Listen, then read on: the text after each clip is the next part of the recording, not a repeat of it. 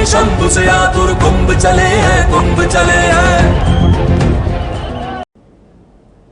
तो ABP news पर लगातार आप देख रहे हैं मौनी अमावस्या पर प्रयागराज के कुंभ में दूसरे शाही स्नान की दिव्य और भव्य तस्वीरें। हम आपको बता दें, क्या श्रद्धालु, क्या साधु संत, बल्कि नेता भी आकर के आज के पावन दिन गंगा में डुबकी लगा रहे हैं। उत्तर प्रदेश के डिप्टी सीएम केशव प्रसाद मौर्य की ये तस्वीरें सामने आई हैं। आज दूसरे शाही स्नान के मौके पर गंगा में डुबकी लगाकर पुण्य कमाते केशव प्रसाद मौर्य। तस्वीरें उत्तर प्रदेश के डिप्टी सीएम केशव प्रसाद मौर्य की हैं और जैसा कि हम आपको लगातार बता रहे हैं, इतना उत्साह है, इतनी उमंग है, आस्था का ऐसा जनसैलाब उमड़ा है कि 6:15 बजे तक 1 करोड़ से ज्यादा लोगों ने आस्था की डुबकी लगाई है। और ये तस्वीरें केशव प्रसाद मौर्य की हैं। एकदम तड़के पहुंचे संगम नगरी प्रयागराज के कुंभ में जाकर के डुबकी लगाई है आस्था की।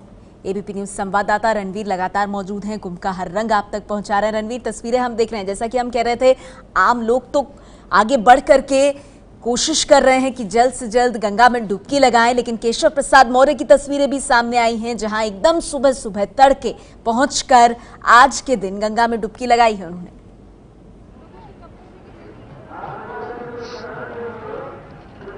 जी नेहा, पूरी उत्तर प्रदेश की कैबिनेट मुख्यमंत्री के साथ साथ कुंभ को लेकर बेहद उत्साहित है। यूपी सरकार ने एक योजना बनाई थी कि हर प्रदेश में जाकर मुख्यमंत्री और राज्यपाल को न्योता देंगे कि उनके प्रदेशों के हर गांव से एक एक प्रतिनिधि के तौर पर कोई ना कोई यहां कुंभ आए।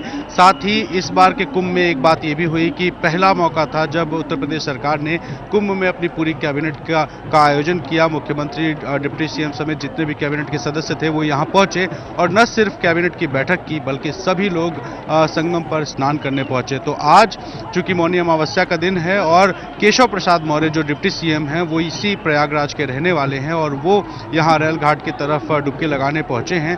इससे पहले भी कई ऐसे मंत्री हैं जो यहाँ आ चुके हैं। खुद मुख्यमंत्री योगी आदित्यनाथ लगातार इस इलाके का दौरा कर रहे हैं और साथ ही लगभग हर दिन वो कुंभ को लेकर रिव्यू करते रहते हैं, समीक्षा करते रहते हैं अधिकारियों के साथ। और बहुत बड़ी चुनौती है क्योंकि लोकसभा चुनाव के पहले जिस तरह से ये मेगा इवेंट है, इस आयोजन को यूपी सरकार न सिर्फ एक धार्मिक बल्कि एक राजनीतिक लाभ के लिहाज से भी देखती है, क्योंकि जितने ज़्यादा लोग यहाँ आएंगे और जिस तरह की व्यवस्था वो यहाँ देखेंगे, इस कुंभ को दिव्य और भव्य कुंभ का नारा दिया गया है, तो इसकी व्यवस्था देखकर जो लोग यहाँ से लौटेंगे वो न सिर्फ आस्था की डुबकी लगा के लौटने वाले श्रद्धालु होंगे बल्कि आने वाले कुछ महीनों में वोटर्स भी होंगे।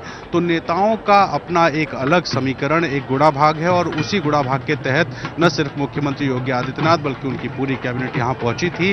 प्रयागराज संगम में डुबकी लगाने के बाद कैबिनेट की बैठक हुई और अब केशव प्रसाद मौर्य जो उप मुख्यमंत्री हैं वो भी पहुंचे हैं। और कुछ ही महीनों में लोकसभा का चुनाव है और यूपी जो सबसे बड़ा केंद्र है केंद्र की राजनीति का, क्योंकि 80 में से 73 सीटें एनडीए को मिली थी, अकेले बीजेपी 71 सीटें पाई थी, तो उस संख्या को पहुंचना बहुत मुश्किल है, लेकिन एक बहुत बड़ी चुनौती है जिसको पूरा करना कुंभ के जरिए भी बीजेपी कोशिश कर रही है। नेहा, बिल्कुल, तो कुंभ से होकर भी दिल्ली के रास्ते को साधने की ये कोशिश, जहां श्रद्धा और आस्था के साथ साथ कहीं ना कहीं सियासत का भी एक जो दांव है वो नजर आता है। ये है एबीपी न्यूज, आपको रखे आगे।